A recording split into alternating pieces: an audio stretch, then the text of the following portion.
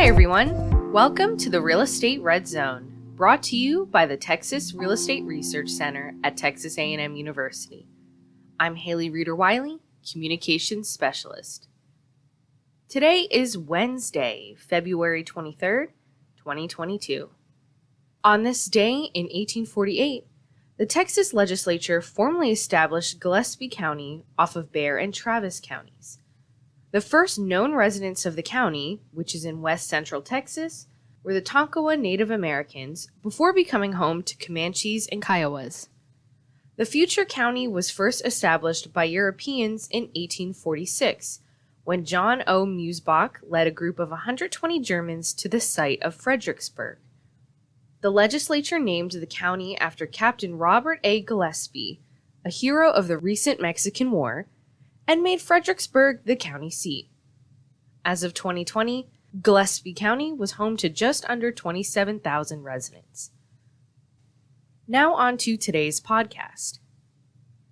Inflation has been increasing at an incredibly fast rate in recent months. In 2021, the Consumer Price Index climbed 7%, the largest 12-month gain since June 1982, according to the Department of Labor. These increasing costs have further eroded housing affordability, which has been an increasing problem across Texas over the past decade. How exactly has inflation impacted home affordability, and what's in store for Texas homebuyers?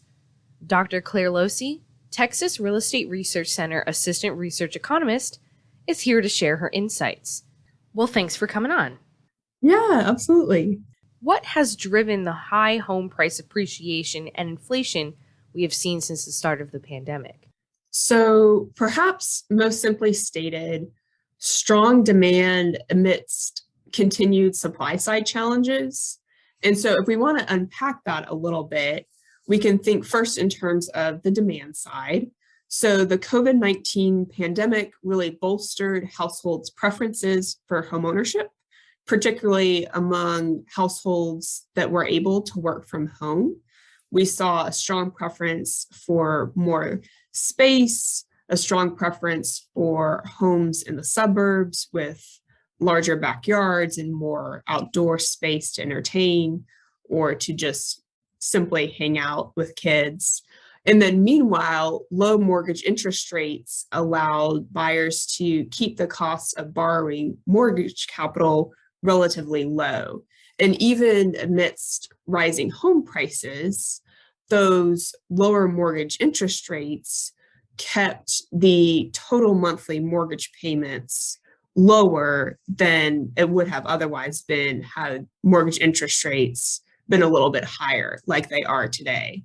So again, remembering that mortgage interest rates were certainly lower and actually at all-time lows towards the beginning of the pandemic, that really bolstered household demand for homeownership. And then there was also the strong demand from folks out of state.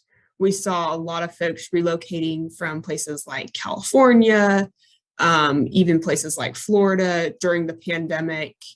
They really wanted more space, or maybe they were trying to leave a particular environment. They saw Texas as perhaps a more business-friendly climate, or just even a state with lower median home prices and more conducive to homeownership all in all. And then I would say on the demand side, the COVID-19 pandemic actually precipitated a variety of supply side constraints, including backlogs of building materials and a shortage of construction labor. And we've all really experienced the backlog of goods and services. I mean, we've seen that, with all of the goods that have been stuck in the port of LA, for example. That's been an involving story. But just knowing that there have been a lot of supply side constraints in terms of construction materials and labor, that's really inflated home prices in a way that it otherwise would not have. So I would say, thinking in terms of supply and demand side factors, again, on the supply side, that backlog of construction materials and labor. And then on the demand side, continued strong population growth and strong preferences for homeownership amidst initially, low mortgage interest rates at the beginning of the pandemic. So, how exactly has inflation diminished purchase and repayment affordability? And who is most affected by these price increases? So, when we talk about inflation, we are really referring to its effect on households' real income. In other words, inflation diminishes a household's purchasing power. So for the same dollar, I can't go out and buy the same amount of goods and services during inflationary periods or during periods of rising inflation. And because households' purchasing power is diminished, it also reduces both their purchase and repayment affordability. So when we talk about purchase affordability, we're really talking about home purchasing potential. And so when inflation is higher than on average, it indicates to us that the household can no longer perhaps afford the same priced home as they otherwise could have. So the required income to qualify for the same priced home is going to increase slightly. And that's going to push home buyers on the margin out of home ownership. And generally those home buyers on the margin are low income and minority households. They're generally first-time home buyers who lack the income, wealth, and or credit to qualify for conventional mortgage financing. So they generally depend on federally backed loans with lower down payments, lower credit requirements, lower income requirements, et cetera. But because inflation reduces home purchasing potential, it will most directly play into low income and minority home buyers' ability to purchase a home. And then when we talk about repayment affordability, we're really talking about a household's ability to sustain or to maintain home ownership. So to continue to make those monthly mortgage payments. And the biggest component of continuing to be a homeowner, i.e., continuing to make those monthly mortgage payments, is ensuring that your income remains the same if you're still working, of course. And so a component of that when we're talking about inflation is just the fact that, again, during periods of higher inflation, your purchasing power is diminished. So your dollar does not stretch as far as it otherwise would have.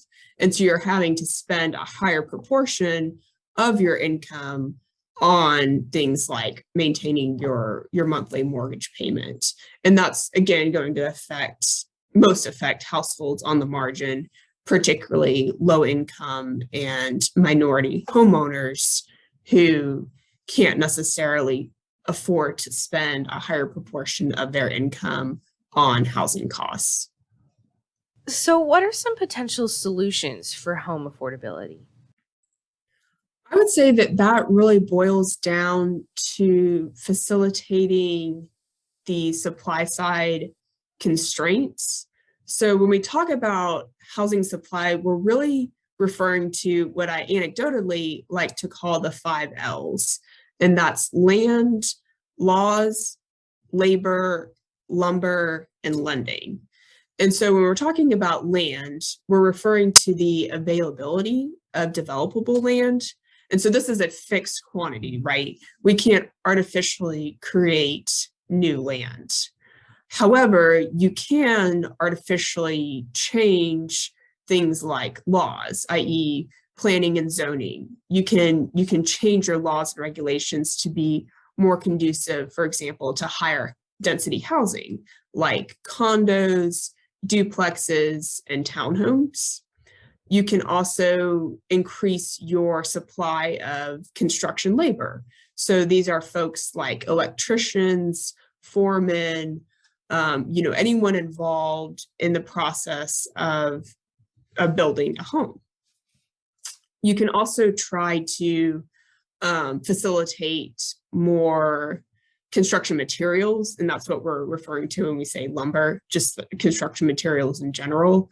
And again, this has been a really big issue over the past several years, and particularly over the past year or so, as inflation has emerged as a really pressing issue in our economy.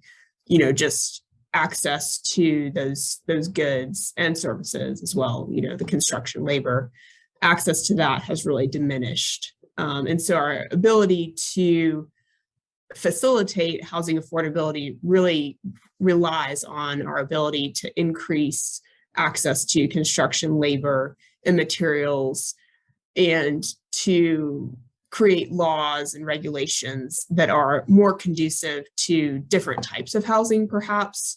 So we aren't just relying on the traditional single-family homeownership model, which certainly has its benefits, but also is more expensive in terms of its inputs, and therefore prices out a higher proportion of households ultimately.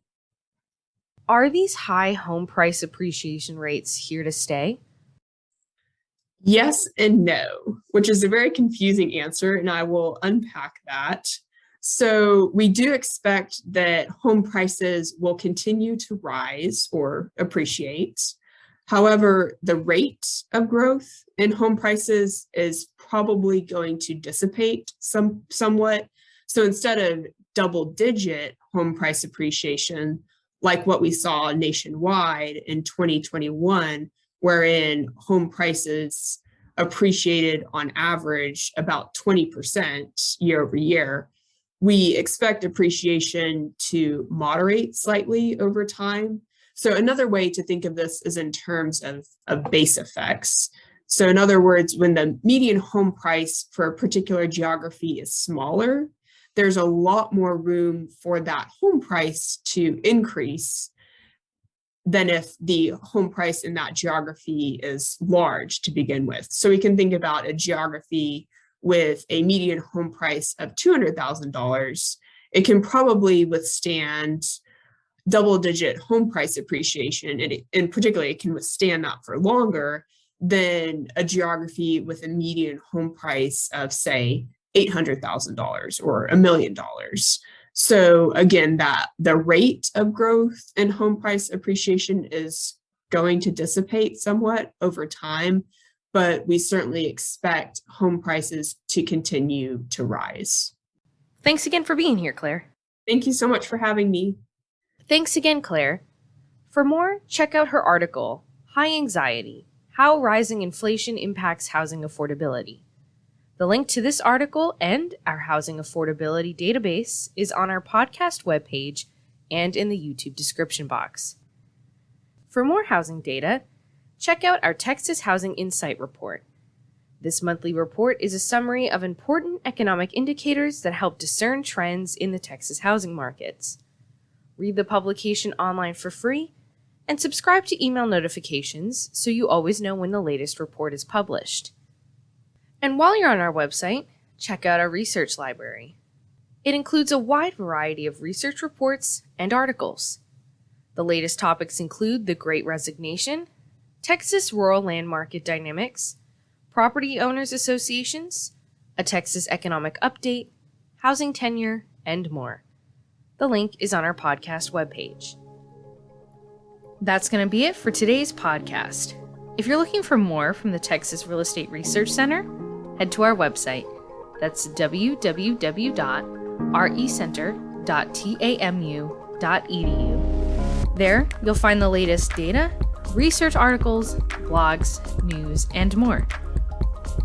For more Texas real estate news, subscribe to Recon, our biweekly newsletter. You'll get all the biggest stories sent straight to your inbox every Tuesday and Friday. The link is down below.